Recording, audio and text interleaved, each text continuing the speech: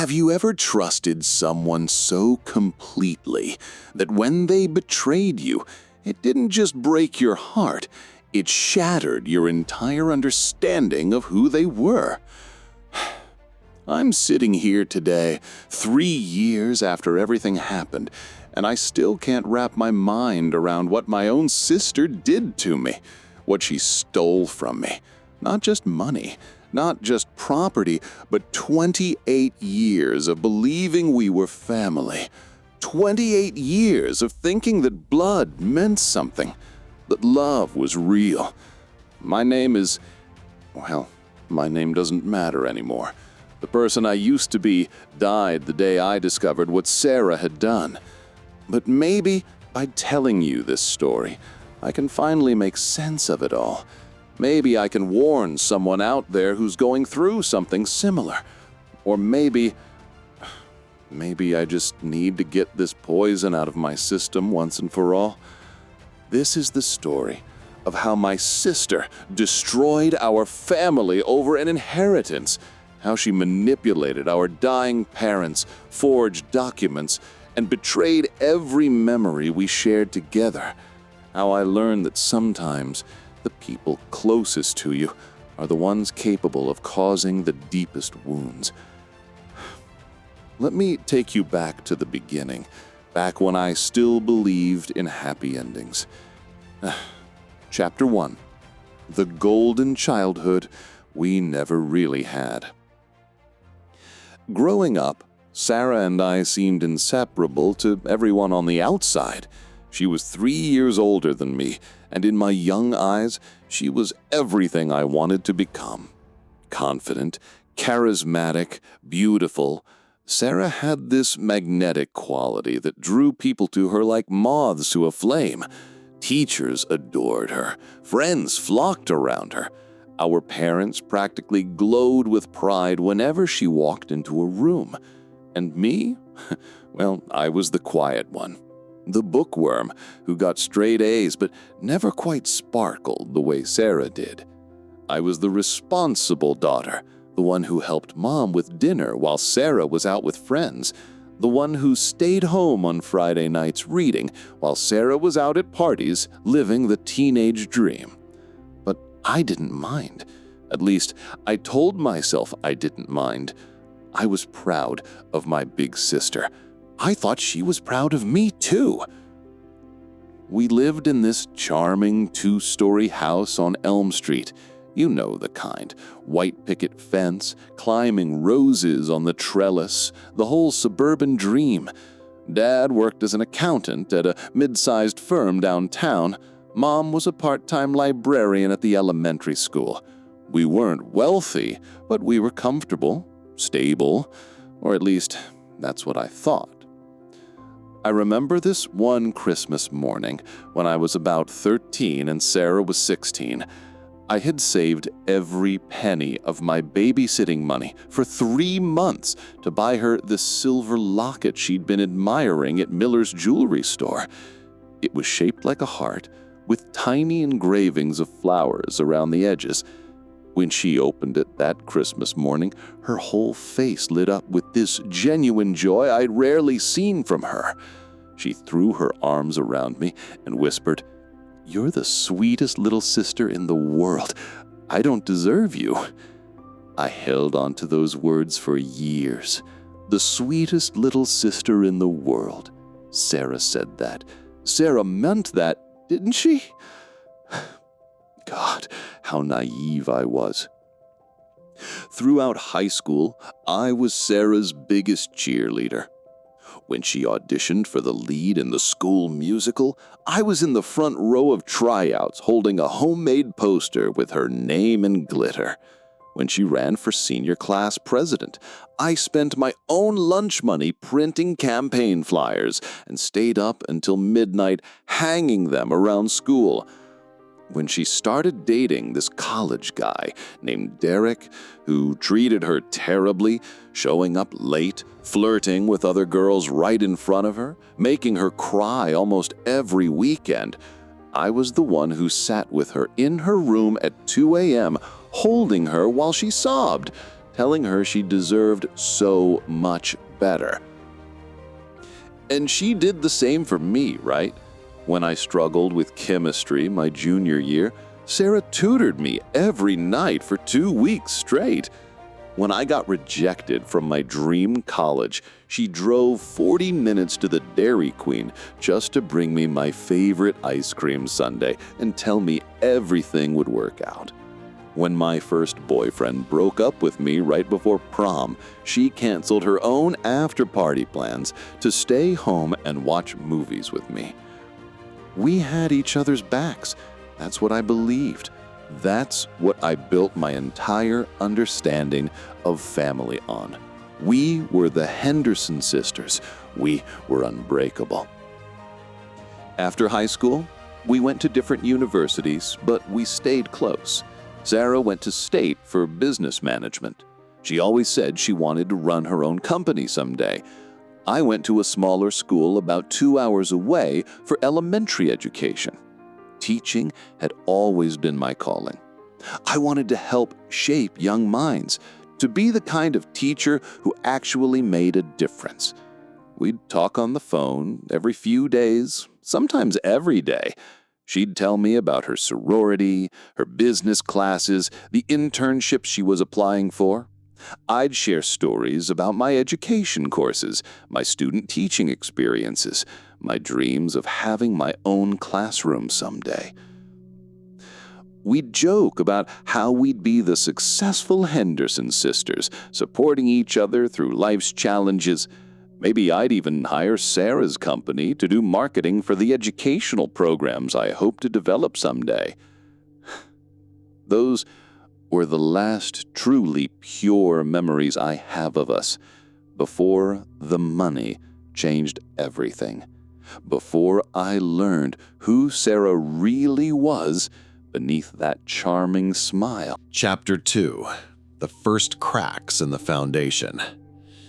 The transformation started subtly, so gradually that I almost missed it. Sarah landed her first real job about 6 months after graduation, an entry-level marketing position at this prestigious firm downtown. Even starting out, she was making nearly twice what I earned as a first-year teacher. And almost immediately, something in her shifted. It began with little comments, innocent-sounding observations that carried just enough sting to make me uncomfortable. She'd visit me in my tiny studio apartment and say things like, "Oh, this is cozy, very quaint." Or when we'd go out for dinner, she'd suggest places, then quickly add, "Oh, wait, that might be a bit pricey for a teacher's salary. Let's go somewhere more budget-friendly."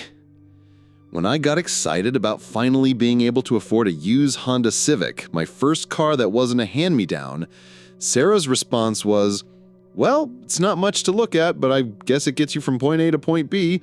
At least it's reliable." The worst part was how she'd frame these comments as concern. She'd put her hand on my arm with this patronizing smile and say, "I just worry about you, you know. You're so smart. You could be making real money if you'd chosen a different career path. Teaching is noble, I guess, but it's not exactly a path to financial security." But I loved teaching. I loved the moment when a struggling third grader's face would light up because they finally understood a math concept. I loved reading Charlotte's Web to my class and watching them get completely absorbed in the story. I loved being part of something meaningful, something that mattered beyond profit margins and quarterly reports. Sarah didn't understand that. Or maybe she understood it perfectly and just didn't think it was worth anything. Money became the centerpiece of every conversation we had. How much her new apartment cost, nearly 3 times my monthly salary. How much she spent on her weekend trip to Miami, more than I spent on groceries in 2 months. How much her new designer handbag cost, enough to cover my car payment for 3 months. She'd always frame these revelations as casual conversation, but there was something calculated about the way she dropped these numbers, always making sure I know exactly how wide the gap between us was becoming. "I wish I could help you out financially," she'd say with this fake sympathetic tone, "but I'm sure you understand I'm trying to build my investment portfolio. It's important to think long term, you know?" Or, "Maybe next year when you get a raise, we can take that sister trip to Europe we used to talk about, if teachers even get meaningful raises anymore." Or my personal favorite, "I know it's frustrating making so little, but think of it as paying your dues. Maybe eventually you can move into educational administration or something that pays better." I made excuses for her behavior. I told myself she was just excited about her success, that she'd settle down once the novelty wore off. I convinced myself that deep down she was still the sister who had held me while I cried over Derek, who had tutored me through chemistry, who had called me the sweetest little sister in the world. I was wrong about a lot of things back then, but I was really wrong about that. Chapter 3. When everything started to fall apart. The phone call came on a Tuesday morning in early October. I was in the middle of helping my second graders with their multiplication tables when my cell phone buzzed with Mom's number. I normally wouldn't answer during class, but something made me step into the hallway. "Honey, you need to come home right now." Mom's voice was shaky in a way I'd never heard before. "It's Dad." Dad had collapsed at his office. "Heart attack. Massive," the paramedics said. By the time I drove the hour and a half home, racing through every yellow light and probably breaking a dozen speed limits, he was already in surgery. Sarah arrived about 30 minutes after me, looking perfectly put together even in crisis. Her hair was styled, her makeup flawless, her business suit without a wrinkle. I was still wearing my teacher clothes, a cardigan with finger paint smudges and comfortable flats that had seen better days. We spent the next 22 hours in that hospital waiting room, drinking terrible coffee from paper cups and pretending we weren't falling apart. For those 22 hours, it felt like we were a team again. Sarah held my hand during the worst moments. We cried together when the first doctor came out looking grim. We hugged each other when the surgeon finally emerged to tell us Dad was stable but would need extensive recovery time. That's when I should have noticed the change in Sarah's demeanor, the way she immediately started asking the doctors about long-term care costs, how she pulled Mom aside for hushed conversations about insurance coverage and out-of-pocket expenses, how she made a point of telling the medical staff that she was in business and finance and would be handling the family's financial planning during this crisis. But I was too worried about Dad to pay attention to Sarah's maneuvering. I was focused on the important things, holding Mom together, making sure Dad had everything he needed, figuring out how to juggle my teaching responsibilities with family caregiving. I had no idea that while I was busy being a daughter, Sarah was busy positioning herself as the family's financial savior. Chapter 4. The Setup. Dad's recovery was slow and complicated. The heart attack had been severe enough to end his career. He'd never be able to handle the stress of his accounting job again. The medical bills started piling up faster than insurance could process them. Mom had to reduce her hours at the library to become Dad's primary caregiver, which meant even less income coming into the household. This is when Sarah really went into action. She started visiting our parents multiple times a week, always carrying manila folders full of documents and wearing the kind of expression that said she was handling important business matters. She'd pay for Dad's prescriptions, then mention casually how much they cost. She'd cover a mortgage payment, then lecture our parents about fiscal responsibility and planning for the future. She'd buy groceries, but always with comments about how their retirement savings weren't going to last at this rate. "Mom, Dad, you guys really need to get your affairs in order," she'd say during family dinners, usually right after making some comment about the latest bill she'd covered. "What happens if something happens to both of you? What happens to the house? What happens to Dad's pension? What happens to, well, everything?" At first, I thought she was being responsible. Practical, even.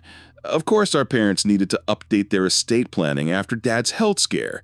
Of course, we needed to know their wishes and make sure everything was legally documented. I had no idea she was already 3 steps ahead of me, setting up the biggest con of her life. Sarah took complete control of our parents' estate planning. She researched lawyers, found financial advisors, scheduled appointments. She presented herself as the capable daughter, the one with business experience, the one who understood complex financial matters. And our parents, they were grateful.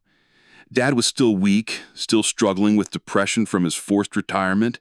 Mom was exhausted from being a full-time caregiver while dealing with her own grief over how much their lives had changed.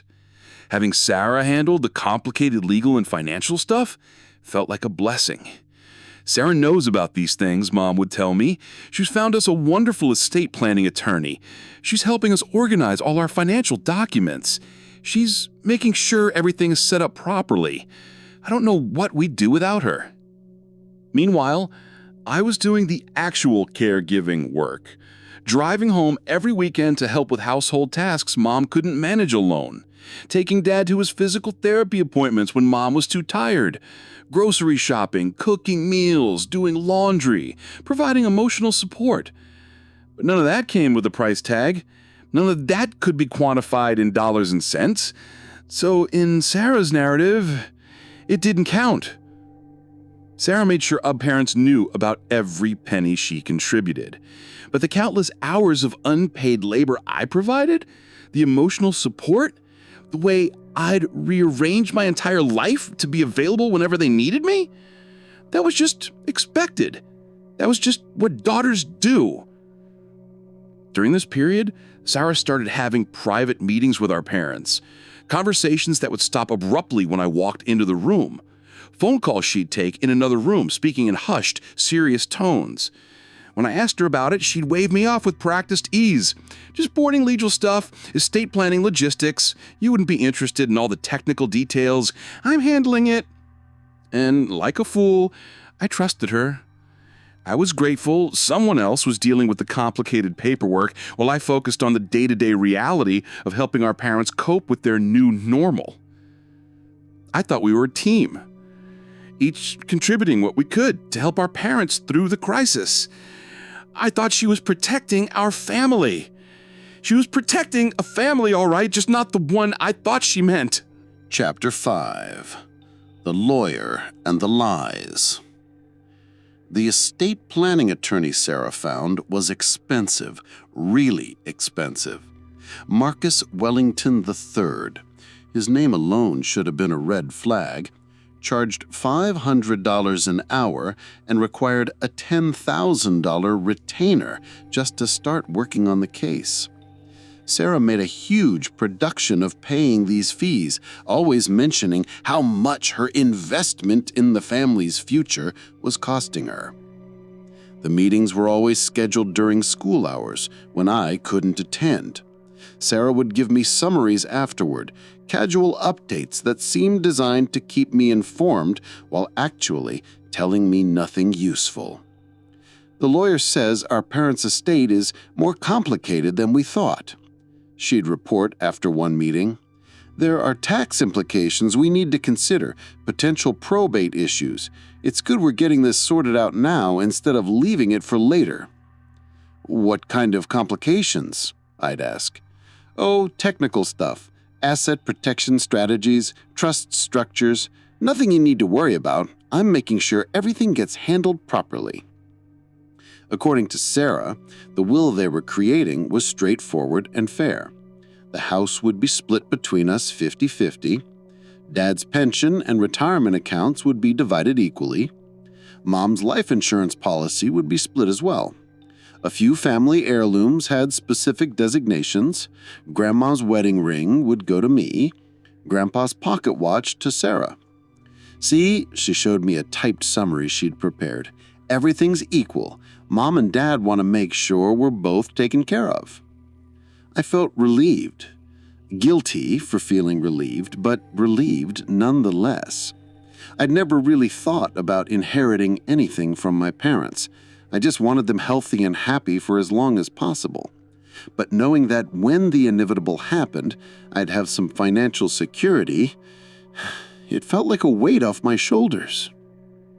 Sarah even suggested we start making plans for managing our future shared assets. Maybe we could turn the family house into a rental property and manage it together. Maybe we could sell it and use our portions to help each other with down payments on our own homes. She seemed excited about the prospect of working together on something so important. It felt like maybe we were getting back to being the close sisters we used to be. Like maybe her success hadn't changed the fundamental bond between us after all. God, she was so good at this.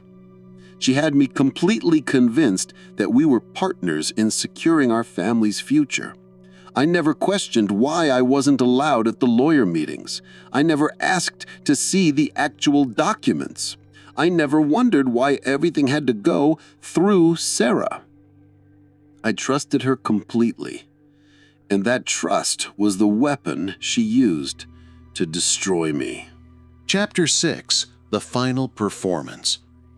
Dad's health continued to improve slowly over the following months. He'd never be the same.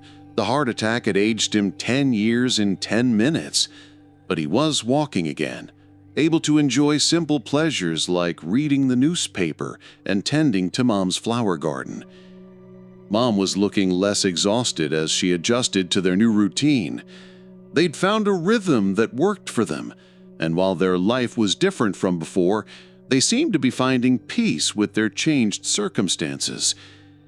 That's when Sarah executed the final phase of her plan. It was a Saturday morning in late March when Sarah called me, her voice tight with urgency and what sounded like barely controlled panic. "We have a major problem with the estate planning," she said without preamble.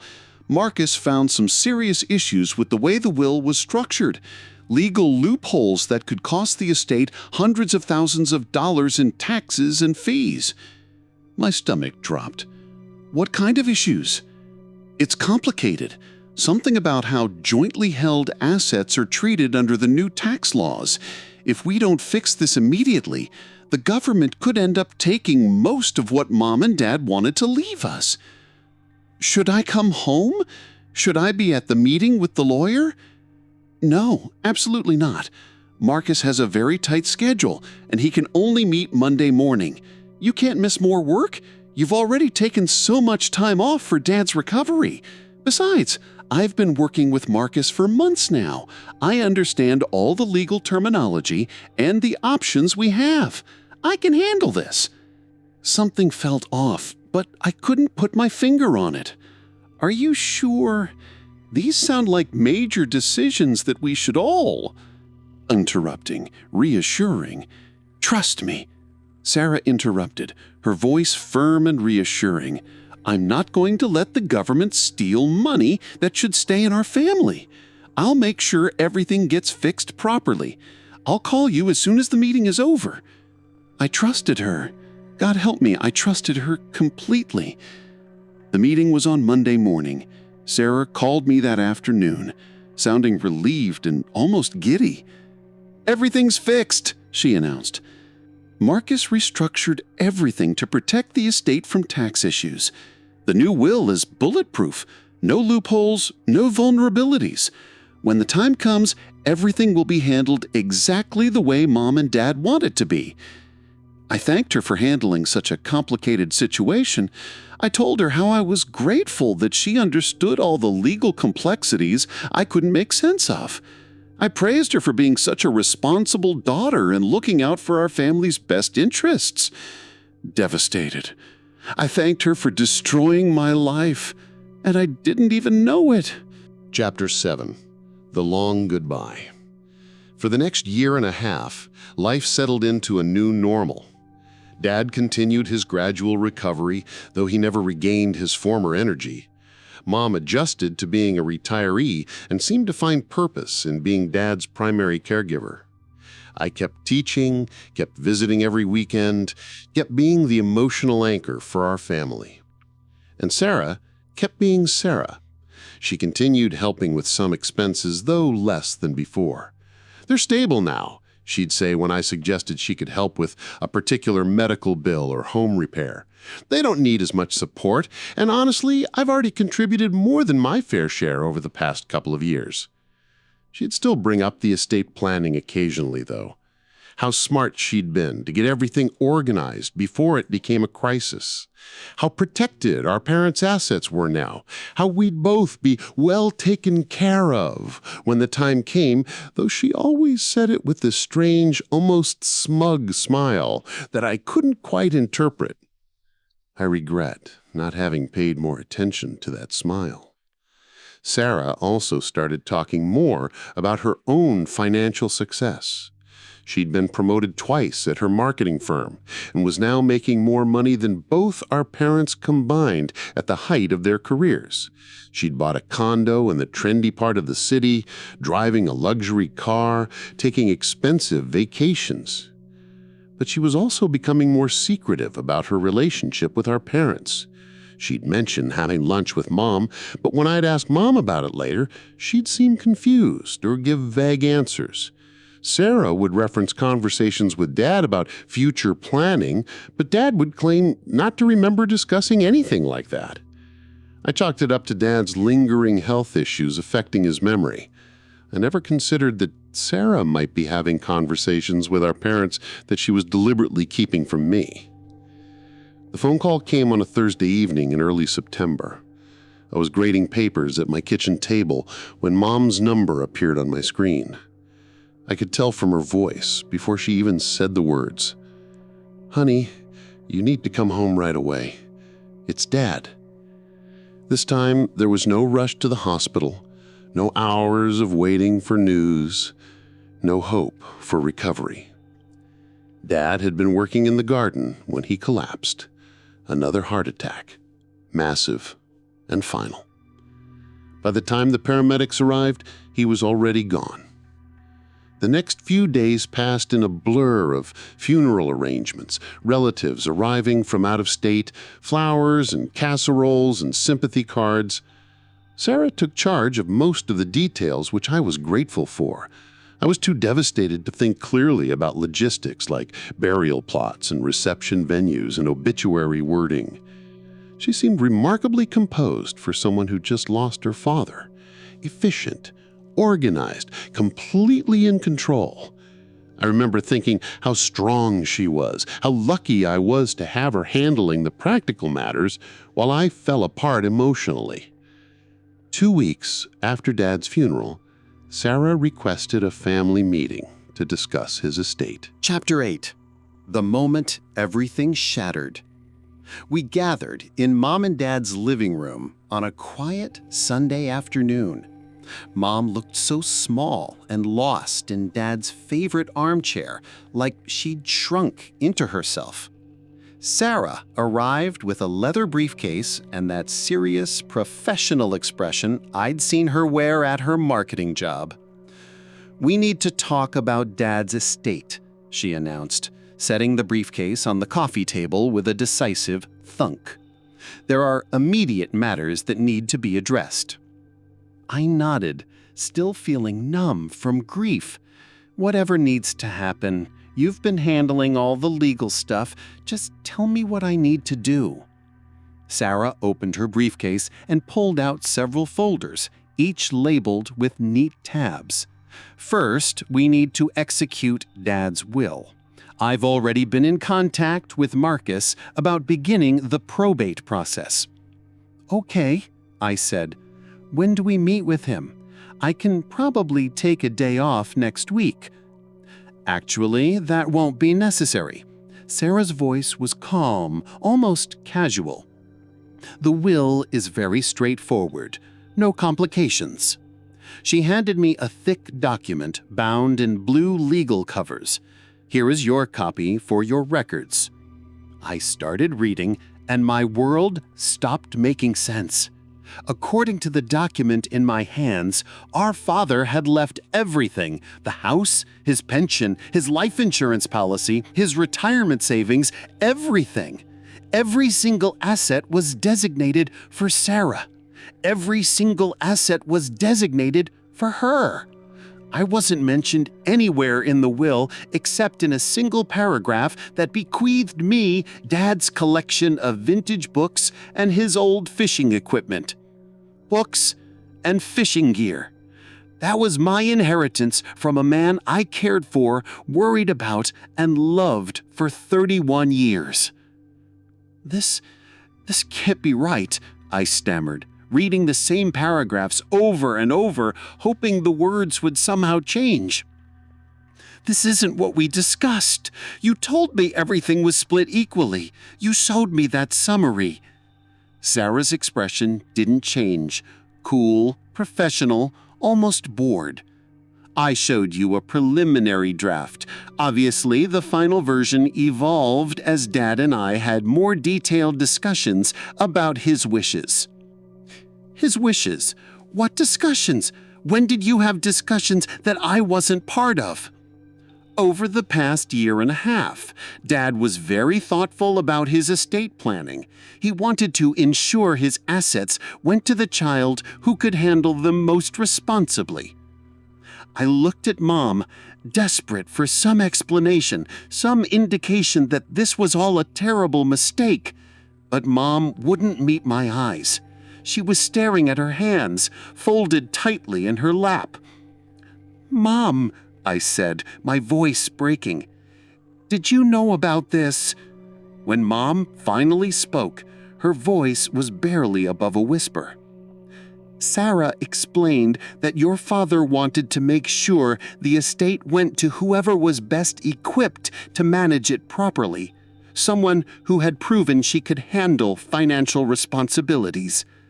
The room started spinning. Desperate. Financial responsibilities. "Mom, I've been helping take care of you and Dad for 2 years. I've been here every weekend. I've driven you to medical appointments. I've helped with household expenses when I could afford it." "With what money?" Sarah interrupted, her voice sharp and dismissive. "Dad knew you were living paycheck to paycheck on your teacher's salary. He knew you couldn't afford to maintain the house or manage significant assets responsibly.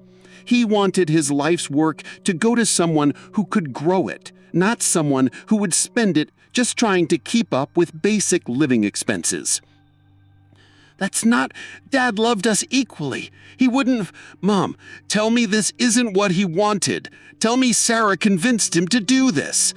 Mom's voice was shaky and defensive. "Sarah didn't convince anyone of anything. She simply helped your father understand the practical realities of estate planning. She showed him what would happen to his assets under different scenarios." I looked at the signature on the will. It was definitely Dad's handwriting. I'd seen it on birthday cards and Christmas presents my entire life. The date was from that Monday morning meeting I wasn't allowed to attend. The meeting where Sarah claimed she was fixing tax loopholes. "You lied to me," I whispered. "You told me you were fixing tax problems. You told me everything was being divided equally." Sarah shrugged, actually shrugged like she was discussing the weather. "I told you I was handling the legal complexities of the estate, which I did. I made sure Dad's wishes were properly documented and legally enforceable." "These weren't his wishes. You manipulated him. You convinced him that I convinced him of nothing." Sarah's voice turned cold and sharp. I provided him with accurate information about our respective financial situations and capabilities, and I let him make his own informed decision about how to distribute his assets. Assets. She called Dad's life work assets, like he was a business that had been liquidated rather than our father who had just died. "You stole everything," I said, my voice quiet but steady. "You stole my inheritance, and you made Dad think it was his idea." Sarah closed the briefcase with a sharp click. "I inherited what Dad chose to leave me. If you have a problem with his decision, you should take that up with him." "Oh, wait, you can't." Chapter 9. The Investigation. I didn't sleep that night. I couldn't eat. I kept reading the will over and over, looking for some mistake, some loophole, some evidence that this wasn't real. But everything was there in black and white, notarized and witnessed and completely legal. Dad's signature, the lawyer's seal, 2 witnesses I didn't recognize who had apparently watched our father sign away my entire future.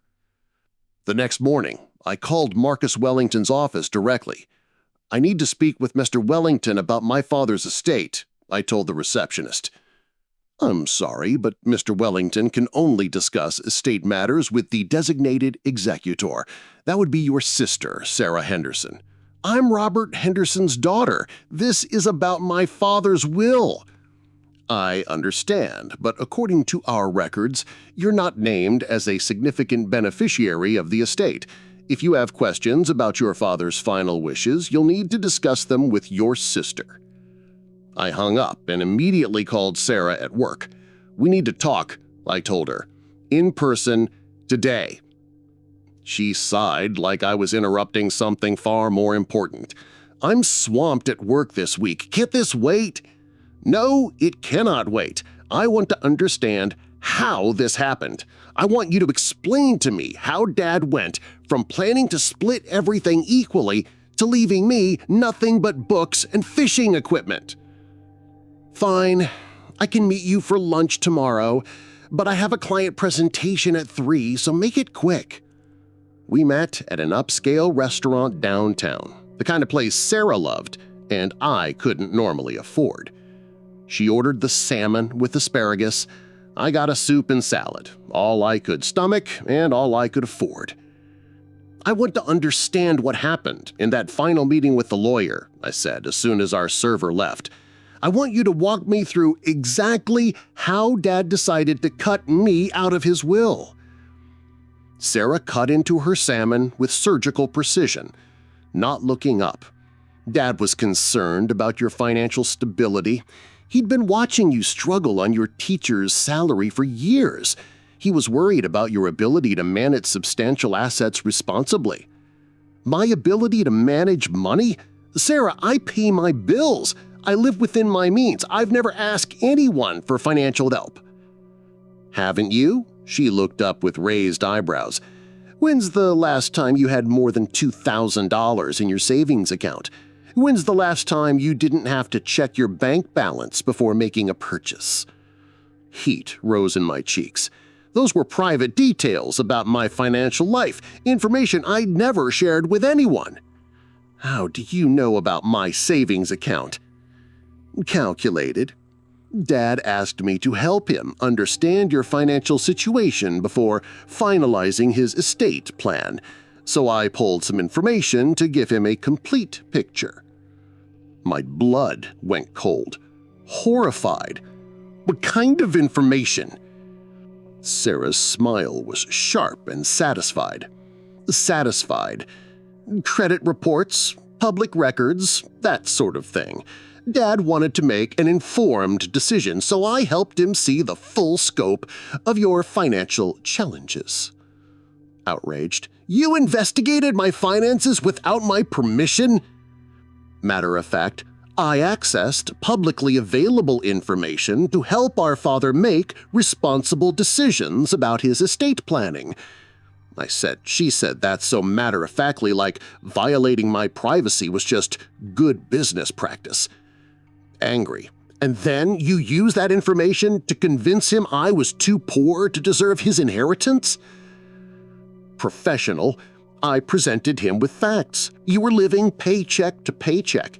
You had student loan debt, credit card debt, no significant assets. Meanwhile, I had a proven track record of financial success, investment knowledge, and asset management. Incredulous. Asset management? You work in marketing. Smug. I also have a diverse investment portfolio worth more than you make in 5 years. She dabbed her mouth with her napkin, completely unbothered by my anger. Dad wanted his money to grow, not disappear into day-to-day living expenses. I stared at this woman sitting across from me, this woman who had shared my childhood, my secrets, my dreams, and I didn't recognize her at all. Quietly, "When do you decide to do this?" I asked quietly. "When did you decide to steal everything from me?" Cold. "I didn't steal anything," she said coldly. "I inherited what Dad chose to leave me. If you're unhappy with his decision, maybe you should have made different life choices." Different life choices? Like what? Like abandoning a career I love to chase money? Like caring more about profit margins than helping children learn? Harsh. Like showing Dad that you were capable of handling responsibility. Like proving you deserved his trust. I stood up from the table so abruptly that my chair nearly toppled over. Disgusting! Sarah didn't even look up from her salmon. Dismissive. I'm practical, and now I'm the one with the inheritance. Funny how that worked out. I spent the next 3 weeks researching everything I could about contesting wills. I consulted with 4 different attorneys, each one telling me the same devastating truth. Unless I could prove Dad lacked mental capacity when he signed the will, or that he was under duress, or that the will was forged, I had no legal standing to challenge it. Was your father mentally competent when he signed it? But was he forced to sign against his will? Not physically forced, but my sister, manipulation and influence aren't the same thing as duress in the legal sense. Did she threaten him? Did she coerce him with threats of violence or harm? No, she convinced him that I was financially irresponsible. That is not illegal. People are allowed to consider financial responsibility when making estate planning decisions. The second lawyer was more blunt. Look, your sister played the game better than you did. She positioned herself as the responsible child, and your father believed her. Unless you can prove she forged his signature or held a gun to his head, this will is going to stand. The third lawyer was the most honest. Even if you had grounds to contest, which you don't, do you have $60,000 lying around for legal fees? Because that's what it would cost to challenge this properly, and you'd probably lose anyway. $60,000. More money than I'd ever seen in my life. Sarah knew I couldn't afford to fight her, even if I had a case. She'd planned this perfectly. I called her one more time.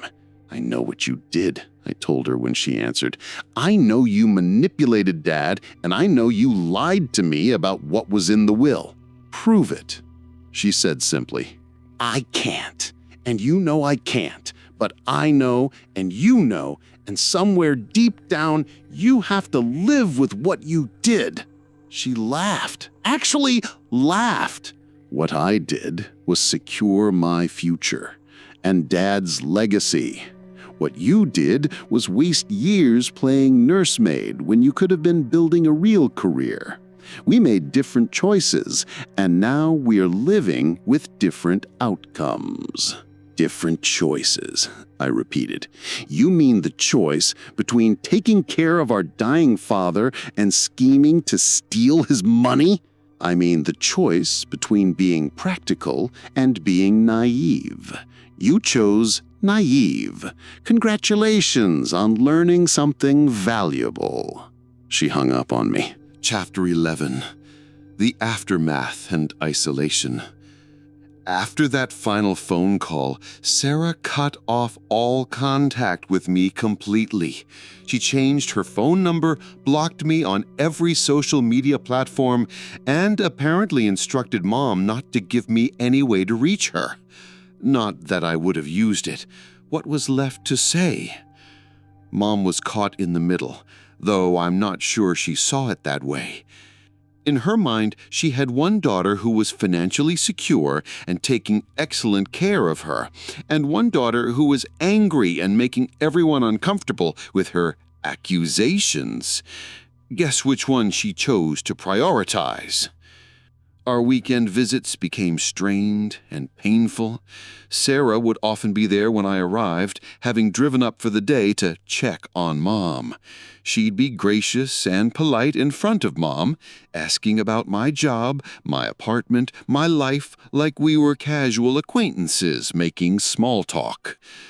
But when Mom left the room, the mask would slip.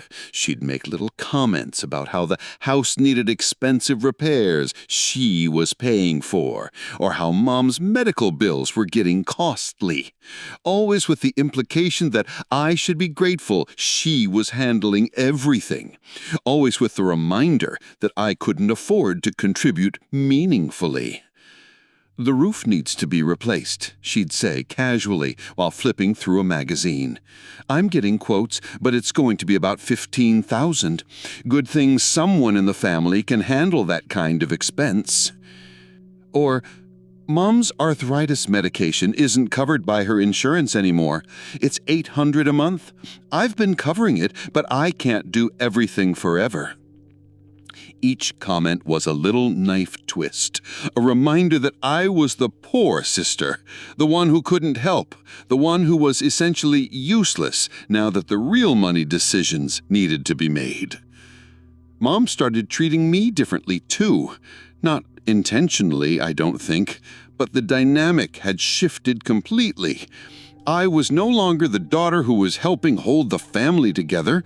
I was the daughter who had unrealistic expectations about Dad's will, the one who was bitter about Sarah's success. "Sarah's been so good to me," Mom would say whenever I visited. "She upgraded my cable packet so I can watch all my shows. She bought me a new washing machine when the old one broke. She's having the driveway repaved next month." All things I would have helped with if I could afford to. All things that were now firmly in Sarah's territory, cementing her position as the good daughter, while I became, what? The afterthought. The worst part was watching Mom's guilt about the situation. She knew, on some level, that what had happened wasn't fair, but she was financially dependent on Sarah now, and she couldn't afford to alienate her only source of security. She wished things could be different, she told me one day when Sarah wasn't around. "I wish your father had found a way to provide for both of you." "He did find a way," I said. "He planned to provide for both of us. Sarah changed that." Mom's face shut down immediately, defensive. "Sarah explained the financial realities to him. She's managing everything responsibly. She's taking care of everything that needs to be taken care of." Taking care of everything, except for the daughter she'd systematically excluded from the family's financial future. It took me almost 2 years to understand what had really happened. Not just the mechanics of how Sarah had manipulated the will, but the deeper truth about who she had always been. I started thinking back to our childhood, looking for signs I'd missed. And once I started looking, I found them everywhere. The way she'd always needed to be the center of attention, even as children. How she would throw subtle tantrums when I got praise for my grades, making sure the conversation shifted back to her achievements. The way she'd borrow my toys and somehow never return them, but would have a meltdown if I touched anything of hers. I remembered the time in high school when I won a writing contest that came with a $500 scholarship. Instead of congratulating me, Sarah's first comment was, "Well, it's not like it's a real scholarship. $500 isn't even enough to cover textbooks for a semester." Or when I got accepted to my dream college with a partial scholarship, and Sarah immediately started talking about how expensive college was and how I should be realistic about what our family could afford. At the time, I thought she was being practical. Now I realize she was planting seeds of doubt. Even Derek, that terrible boyfriend who treated her so badly in high school, I started to wonder if he was really as awful as she had made him seem, or if she had exaggerated his flaws to ensure she got maximum sympathy and attention from me during their dramatic breakup. The tutoring sessions she'd given me in chemistry, I remembered now how she'd always made sure I understood that I owed her for her help. How she'd bring it up months later when she wanted favors. "Remember how I helped you pass chemistry? The least you could do is..."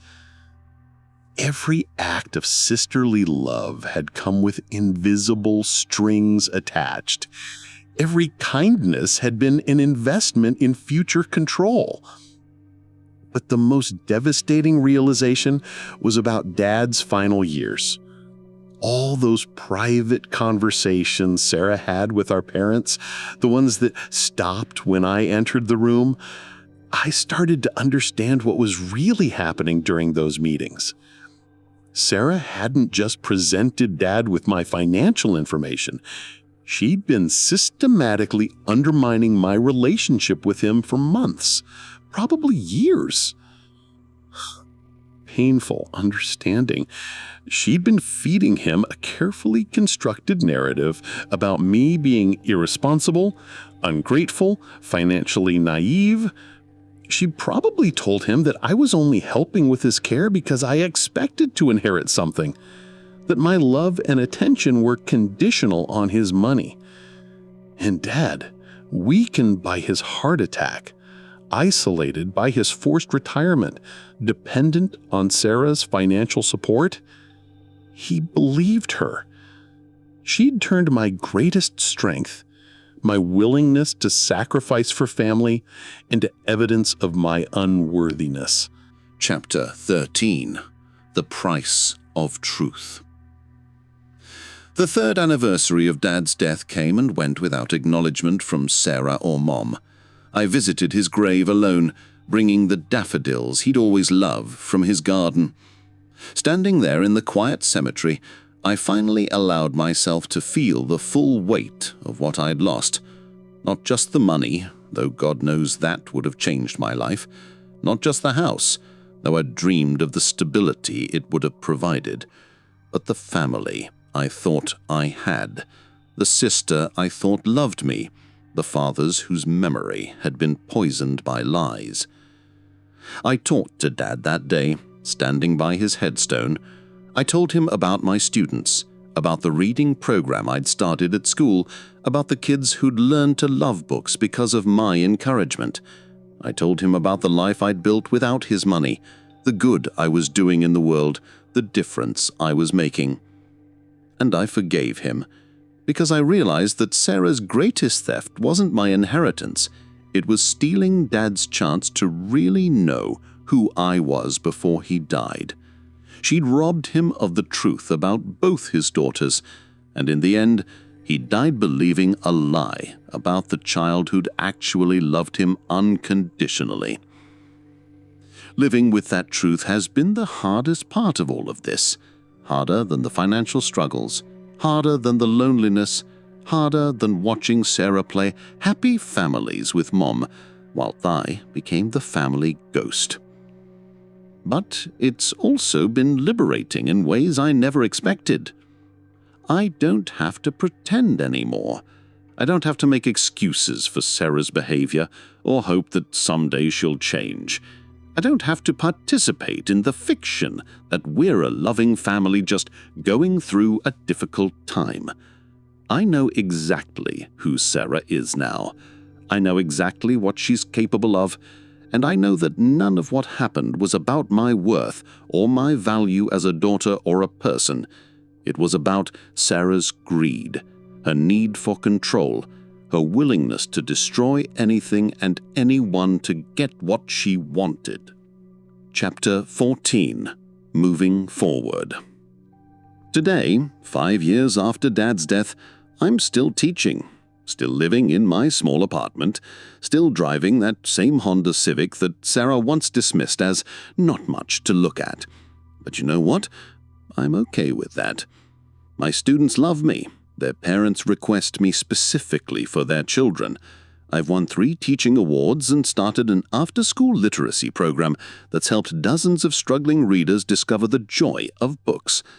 I've built a life that matters, a life that makes a difference, a life that Dad would have been proud of if he'd been allowed to see it clearly. I don't talk to Mom very often anymore. The guilt she feels about the situation has created a wall between us that neither of us seems able to break down.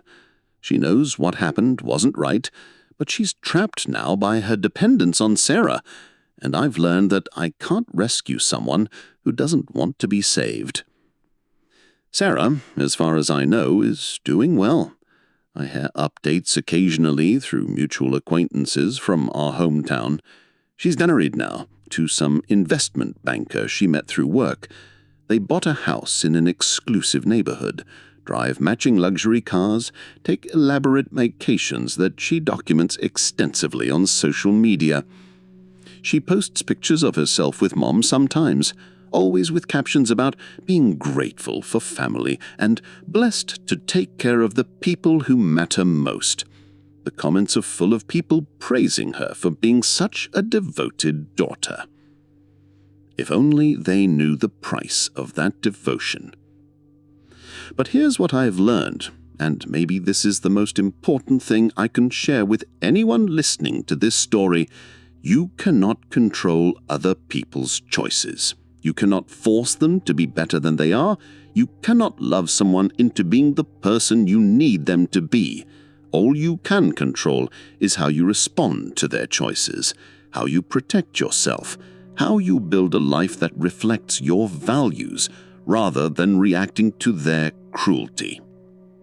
Sarah won in the short term. She got the money, the house, the comfortable life she wanted, but she lost something she can never get back: the chance to be a real sister, a real daughter, a real person capable of genuine love. She'll spend the rest of her life surrounded by people who only care about her wealth, never knowing if anyone truly loves her for who she is. Because the truth is, I'm not sure anyone could, including herself. Chapter 15. The Lessons I've Learned. If you're listening to this and you recognize elements of your own family in this story, I want you to know that you're not alone.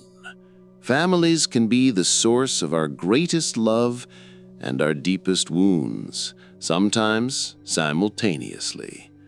Here's what I wish someone had told me during the worst parts of this nightmare. First, trust your instincts. If something feels wrong, it probably is. Don't let anyone convince you that your feelings are invalid or that you're being too sensitive. I ignored so many red flags because I wanted to believe in the version of Sarah I'd carried in my heart since childhood. Second, protect your financial information. I had no idea how easy it was for someone to access my credit reports and banking information. Sarah used my own financial vulnerability as a weapon against me. If someone in your family is suddenly very interested in helping with estate planning or financial decisions, ask questions, lots of them. Third, Some people are incapable of genuine love. They can mimic it, they can perform it when it serves their purposes, but they cannot feel it the way the rest of us do. Recognizing this doesn't make you bitter or cynical. It makes you realistic. And finally, your worth is not determined by what other people choose to give you or take from you. Sarah could steal my inheritance, but she couldn't steal my character, my values, or my ability to build a meaningful life. I am not the victim in this story anymore. I'm the survivor. I'm the one who chose love over greed, integrity over manipulation, truth over convenience. And while that choice cost me everything I thought I wanted, it gave me something far more valuable: the knowledge that I can look at myself in the mirror every day and be proud of who I am. Epilogue. 3 years later. As I record this, it's been 8 years since Dad died, and I'm finally ready to close this chapter of my life. Not because I've forgiven Sarah. Some things are unforgivable. But because I've learned to forgive myself for trusting her, for believing in a version of family that never really existed. Last month, I got a letter from a lawyer I'd never heard of. Mom had passed away suddenly, a stroke, quick and painless. Sarah had handled all the arrangements, just as she'd handled everything else in Mom's final years. The letter informed me that Mom had left me a small bequest, $5,000, and her collection of recipe cards. Not enough to change my life, but enough to let me know that somewhere in her final days, she'd thought of me. Sarah didn't call to tell me about the funeral. I found out 3 days after it happened, from a neighbor who'd seen the obituary in the local paper. There was no mention of me in the death notice, no indication that Mom had ever had 2 daughters. And you know what? I'm okay with that too. Because I've built a new family now. My students, who hug me when they master a difficult lesson. My fellow teachers, who've become true friends and chosen family. The parents who trust me with their most precious gifts. The community I've created through my literacy program. These are the people who know my true worth. These are the relationships built on genuine care rather than financial obligation. This is the life I was meant to live, even if it's not the one I originally planned. To anyone out there dealing with family betrayal, financial manipulation, or the pain of realizing that someone you loved never really loved you back, please know that it gets better. Not easier, necessarily, but better. You will build a new life. You will find people who see your worth. You'll discover strength you never knew you had. And someday, you'll be able to tell your story without anger, without bitterness, without the desperate need for justice that might never come.